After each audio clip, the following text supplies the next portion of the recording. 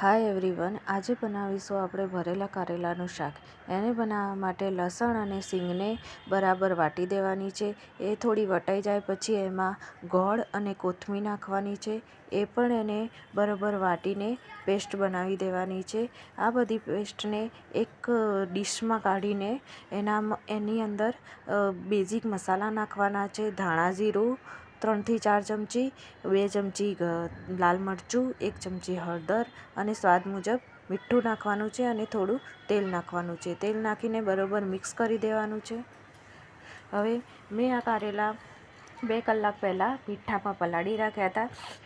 હવે એનું પાણી બધું નીચવી દેવાનું છે અને એકદમ કારેલા કોરા કરી નાખવાના છે. આ રીતે એને એક કપડાથી લૂછી દેવાના છે તો એકદમ કોરા થઈ જાય. હવે એમાં રેડી કરેલો મસાલો આપણે ભરીશું.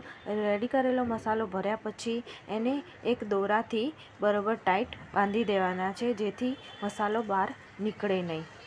હવે આ મસાલો ભર્યા પછી હવે એને કુકરમાં 4 થી 5 સીટી આવે ત્યાં સુધી એને સ્ટીમ કરી દેવાના છે.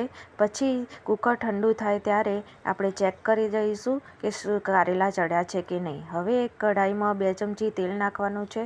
એની અંદર રાઈ અને હિંગ નાખીને ભરેલા કારેલા નાખવાના છે અને મસાલો વધ્યો હોય એ ઉપર નાખી દેવાનો છે અને એને 2 મિનિટ ઢાંકીને ચડવા દેવાનું છે. ગોલ્ડન બ્રાઉન થાય ત્યાં સુધી ચડાવવાનું છે.